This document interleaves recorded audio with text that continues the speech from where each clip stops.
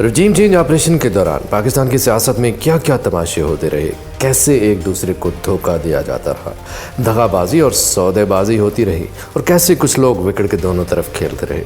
अब तमाम मामलात से पर्दे हटना शुरू हो गए हैं, राज खुल रहे हैं, बहुत से पर्दा नशीन बेनकाब हो रहे हैं। वज़ीर आला पंजाब चौधरी परवेज़ इलाही ने एतराफ़ कर लिया कि उन्हें पंजाब में PTI का साथ देने के लिए जनरल बाजवा ने रास्ता दिखाया था। अब लोगों के जहनों में ये सवाल कुलबुला रहा है कि क्या सिर्फ चौधरी परवेज़ इलाही को जनरल बाजवा ने PTI का साथ देने की हिदायत की या मज़ीद कुछ लोगों को भी अहकामात दिए गए। अगर जनरल बाजवा चौधरी परवेज़ इलाही को इमरान खान का साथ देने के लिए तैयार कर सकते थे तो फिर वो तहरीक अदम एतमाद भी रुकवा सकते थे। और इस सारे गेम में एक बात तो साबित हो गई कि इमरान खान का जो मौक़िफ़ था कि इदारे न्यूट्रल नहीं थे, वो हरफ बहरफ सच साबित हो गया कि रजीम चेंज ऑपरेशन के दौरान इदारे गैर जानिबदार हरगिज़ नहीं थे, बल्कि अपनी मर्ज़ी के मुताबिक डबल गेम खेलने में मसरूफ़ थे। जनरल बाजवा को इससे क्या फ़ायदा हुआ और चौधरी परवेज़ इलाही और मुअन्नस इलाही अब ये सारे इंकशाफात करके आखिर क्या साबित करना चाहते हैं। एक और अहम डेवलपमेंट कि इमरान खान ने एक बार फिर बड़ेपन का मुजाहरा करते हुए अपनी गलती तस्लीम कर ली और मान लिया कि साबिक आर्मी चीफ को एक्सटेंशन देना उनकी बड़ी गलती थी, लेकिन साथ ही ये भी बता दिया कि उन पर दबाव डालकर तोसी ली गई। इसके अलावा कराची से इतलात हैं डॉलर से भरे सूटकेस दुबई भेजे गए हैं। दावा किया जा रहा है कि ये नोटों से भरे ये ब्रीफकेस एक साबिक अहम तरीन शख्सियत के थे और उनके करीबी रिश्तेदार खुद ये सूट लेकर बैरून मुल्क रवाना हुए। ये दावा भी किसी आम शख्स ने नहीं किया, बल्कि दो लोगों ने किया है। दोनों ही अपनी फील्ड के जाने माने नाम हैं और उनके साख या क्रेडिबिलिटी पर हरगिज़ शक नहीं किया जा सकता। दोनों ही शख्सियात की जानिब से इससे पहले दी गई दर्जनों बल्कि सैकड़ों खबरें भी सच साबित हुई। दोस्तों, एक और अहम पेशरफ्त ये है कि बड़े पैमाने पर होने वाली बैठक में ये फैसला कर लिया गया है कि 30 दिसंबर से पहले तक इलेक्शन का ऐलान कर दिया जाएगा। ये वादा करके इमरान खान को फ़िलहाल असम्बलियाँ तहलील ना करने पर राज़ी किया गया है, लेकिन कप्तान साफ और दो टोक अंदाज में बता चुके हैं कि अगर 30 दिसंबर तक इंतखाबात की तारीख अनाउंस नहीं की गई तो फिर वो असम्बलियाँ तहलील कर देंगे। नाजरीन, बोल TV के एंकर पर्सन और सीनियर सहाफ़ी समी इब्राहिम को दिए गए इंटरव्यू में वज़ीर आला पंजाब चौधरी परवेज़ इलाही ने साफ साफ सब कुछ बता दिया। चौधरी परवेज़ इलाही ने अदम एतमाद के दौरान पेश आने वाली आनियाँ जानियाँ बयान करते हुए कहा कि हमें PDM और PTI दोनों ही तरफ से वज़ारत आला की पेशकश थी। चौधरी शुजात और तारिक बशीर चीमा की ख्वाहिश थी कि हम PDM के साथ जाएँ, जबकि मुअन्नस इलाही चाहता था कि हम PTI का साथ दें। लेकिन आखिरकार चौधरी शुजात के हुक्म पर दुआ की गई और मिठाई खिलाकर एक दूसरे का मुंह मीठा करवाया गया और फैसला हो गया कि चौधरी परवेज़ इलाही मुस्लिम लीग नून या PDM के वोटों से वज़ीर आला बनेंगे।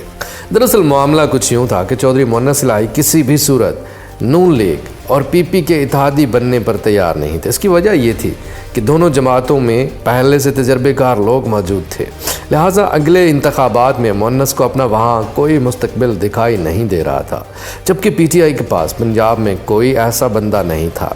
लिहाजा मुअन्नस इलाही का झुकाव कुदरती तौर पर PTI के साथ था। इसके ज़रिए वो एक तीर से दो शिकार करना चाह रहे थे कि फ़िलहाल परवेज़ इलाही वज़ीर आला बन जाएं और अगली बारी मुअन्नस इलाही के नाम रुक्का निकला। चौधरी परवेज़ इलाही ने अपने इंटरव्यू में बताया कि उन्होंने जनरल बाजवा से बात की कि शरीफ बरादरान से हमें ख़तरा है, इन पर मुकम्मल एतबार नहीं किया जा सकता। चौधरी परवेज़ इलाही ने जनरल बाजवा से कहा कि शरीफ बरादरान ने आपके साथ भी अच्छा सलूक नहीं किया। इस पर बाजवा साहब ने कहा, मेरे साथ जो हुआ वो छोड़ें, अपनी बात आप खुद सोचें, लेकिन सोच कर चलें।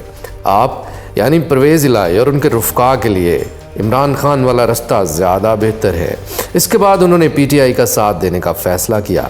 अब सवाल यहाँ पर यह अहम है कि अगर जनरल बाजवा लोगों को अदम एतमाद के वक्त हिदायत दे रहे थे तो फिर विफाक में क्यों रजीम चेंज ऑपरेशन कामयाबी से मुकम्मल हो गया। क्या जनरल बाजवा यही चाहते थे कि मरकज़ में PDM इक़्तिदार संभाले और पंजाब में इमरान खान बदस्तूर उनके सर पर ख़तरा बनकर सवार रहे।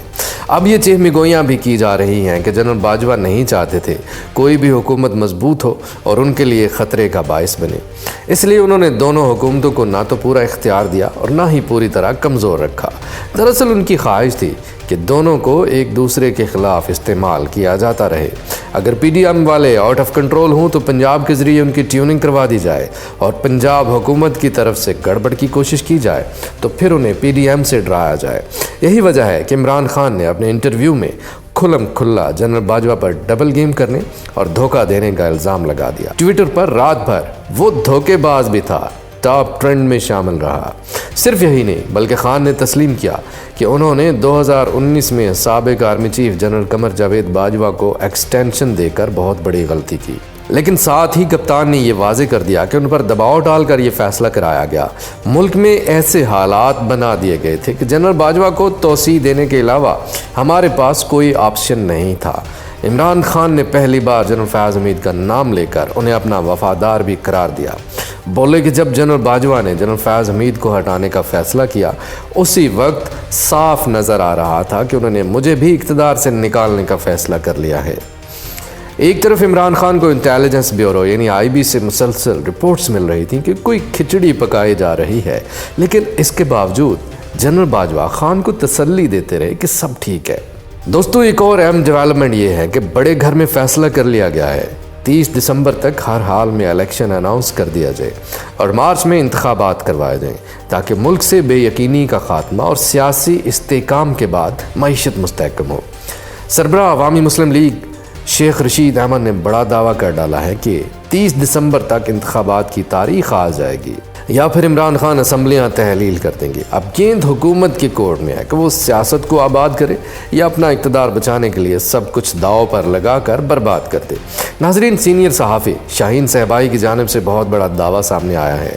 دراصل انہوں نے پہلے اشاروں کنایوں میں ذکر کیا، پھر اپنی خبر کی ہلکی پھلکی سی وضاحت کی، لیکن اس خبر کی ایک اور جگہ سے بھی تصدیق ہو گئی۔ پہلے آپ کو اسکرین پر شاہین صہبائی صاحب کا ٹویٹ دکھاتے ہیں۔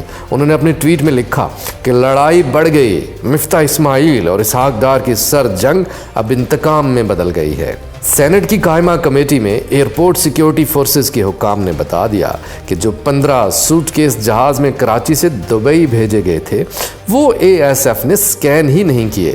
اب کسٹم والے پھنس گئے ہیں کیونکہ وہ سب کے سب مفتاح اسماعیل کے نیچے تھے۔ آخر میں شاہین صہبائی نے لکھا کہ یہ پیسے کس ڈیل کا کمیشن تھے، کیسے کیا ہوا؟ کم از کم $2 کروڑ ان سوٹ کیسوں میں تھے۔ اب پول کھلنے والا ہے۔ ان کی جانب سے اس ٹویٹ کے بعد سوالات کا تانتا بند گیا۔ لوگوں کو سمجھ نہیں آ رہی تھی کہ وہ کس جانب اشارہ کر رہے ہیں اور کیا خبر دینا چاہ رہے ہیں۔ شاہین صہبائی صاحب نے تھوڑی دیر بعد ایک اور ٹویٹ داغ دیا کہ دبئی جانے والے پرائیویٹ جہاز میں کون کون سوار تھا، اور کیا کراچی سے ایک وزیر کی فیملی کے 2 ارکان بھی اس جہاز میں سوار ہو کر 15 سوٹ کیس لے کر گئے؟ یہ ساری کہانی مسافروں کی لسٹ کی کھوج لگانے سے واضح ہو جائے گی۔ پاک فوج کے ریٹائرڈ افسر میجر عادل راجہ نے شاہین صہبائی کا ٹویٹ ری ٹویٹ کرتے ہوئے خبر کی مزید وضاحت کر دی۔ انہوں نے لکھا کہ میرے ذرائع کے مطابق ڈالر سے بھرے تمام سوٹ کیس آصف زرداری لے گئے اور اس میں میجر جنرل ریٹائرڈ اعجاز امجد کا حصہ شامل تھا جسے دبئی پہنچایا جانا تھا۔ دوستو، آپ یہ تو سب بھی جانتے ہیں کہ اعجاز امجد صاحب کون ہیں اور کس اہم ترین شخصیت سے ان کا قریبی تعلق تھا۔ اس اہم ترین شخصیت پر بے ضابطگیوں کے بہت سے الزامات لگ رہے ہیں۔